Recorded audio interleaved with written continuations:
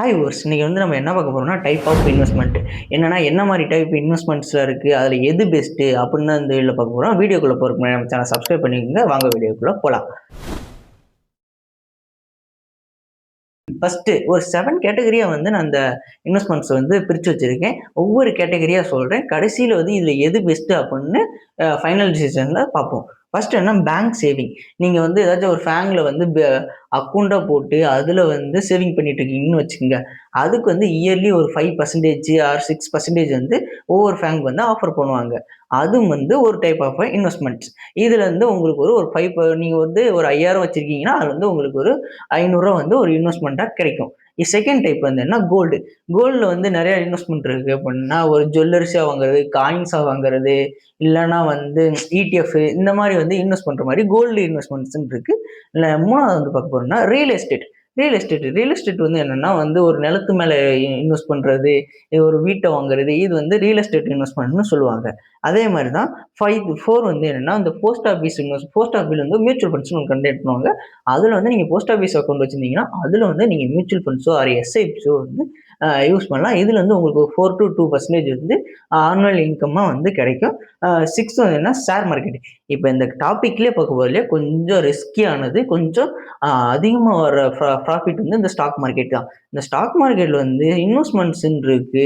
அதுக்கப்புறம் பிரைமரி மார்க்கெட்ல வந்து இன்வெஸ்ட்மெண்ட் கம்பெனிஸ்லாம் இருக்கும். இதில் மியூச்சுவல் ஃபண்ட்ஸ் இருக்கு, எஸ்ஐபிஸ் இருக்கு.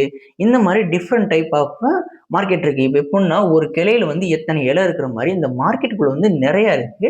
இதை கத்துக்கணும்னா கொஞ்சம் அனாலிசிஸ் பண்ணணும். கொஞ்சம் 6 மாசமோ 1 வருஷமோ நீங்க கத்துக்கிட்டு இதுக்கு வரலாம். நெக்ஸ்ட் என்ன பாண்ட் மார்க்கெட். நீங்க ஏதாச்சும் ஒரு மியூச்சுவல் ஃபண்ட்ஸ் ஒரு பாண்ட் டெபிட் இந்த மாதிரி வாங்குறது பாண்ட் அண்ட் எஃப்எஃப்டி வாங்கிக்கலாம்.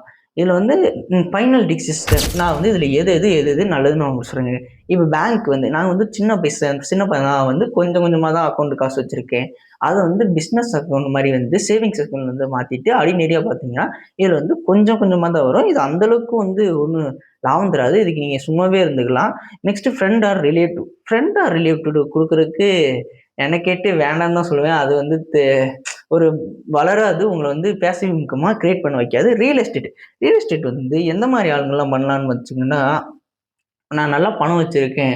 நெக்ஸ்ட் நான் இதுல இன்வெஸ்ட் பண்ணா எனக்கு வந்து கடன் எதுவும் வராது. அப்படிங்கிறவங்க வந்து இந்த ரியல் எஸ்டேட்ல வந்து இன்வெஸ்ட் பண்ணலாம். கோல்டு கோல்டுங்கிறப்ப வந்து கோல்டு வந்து யாருன்னா, கோல்டுலயே 2 இருக்குல்ல. ஜுவல்லரிஸா ஒரு காயின்ஸா. நான் வந்து எதை மேக்ஸிமம் ப்ரிஃபர் பண்ணேன்னா, கோல்டு காயின வாங்குறது வந்து ஓரளவுக்கு நல்ல இருக்கும். ஏன்னா இயர்லி வந்து ஒரு பர்சன்டேஜ் வந்து 40% மேல கூட 42 சாரி தப்பா சொல்லிட்டேன். 40-60% வரைக்கும் கூட இன்க்ரீஸ் ஆயிட்டு இருக்கு.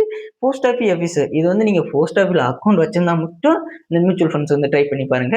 நெக்ஸ்ட் வந்து ஷேர் மார்க்கெட் வந்து என்னன்னா வந்து இன்வெஸ்ட்மெண்ட் நிறைய கம்பெனி இருக்கு. இப்போ ஒரு கம்பெனி வந்து ஸ்டாக் மார்க்கெட் வந்து புதுசா வருதுன்னா அதோட நீங்க ஷேர்ஸை வாங்கி அந்த கம்பெனி எந்த அளவுக்கு க்ரோ ஆகுதோ அப்போதைக்கு வந்து உங்களோட ஷேர்ஸ் வந்து ஏறிட்டு இருக்கும். இதுதான் ஷேர் மார்க்கெட்டோடது. ஷேர் மார்க்கெட் வந்து யாராவது பண்ணலாம்னா நான் கொஞ்சம் கத்துக்கிறேன், எனக்கு பொறுமை இருக்கு அப்படிங்கிறவங்க வந்து ஷேர் மார்க்கெட் வந்து ட்ரை பண்ணி பார்க்கலாம். ஓரளவுக்கு நல்ல இன்வெஸ்ட்மெண்ட்டா இருக்கும்.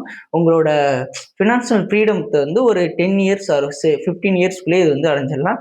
லாஸ்ட் பாண்டுங்கிறது வந்து அந்த ஷேர் மார்க்கெட்ல இருக்கிறது தான் பாண்ட்ஸ். இந்த ஸ்டாக் வாங்குறது போல பாண்ட்ஸ் இது மாதிரிலாம் யூஸ் பண்ணுவாங்க. இதுல வந்து இந்த ஸ்டாக் மார்க்கெட்ல எனக்கு இருக்கு இந்த எஸ்ஐபி ஆர் மியூச்சுவல் ஃபண்ட்ஸ். எனக்கு வந்து அவ்வளோக்கா ஸ்டாக் மார்க்கெட் தெரிஞ்சுக்க விருப்பம் இல்லை. ஆனால் அது வந்து எனக்கு பேசிவ் இன்கமாக வந்துகிட்டே இருக்குங்க. இந்த மியூச்சுவல் ஃபண்ட்ஸ் எஸ்ஐபிலாம் ட்ரை பண்ணி பார்க்கலாம். ஏன்னா மியூச்சுவல் ஃபண்ட்ஸ் வந்து நீங்க வந்து ஒரு புரோக்கர்கிட்ட கொடுக்க போறீங்க.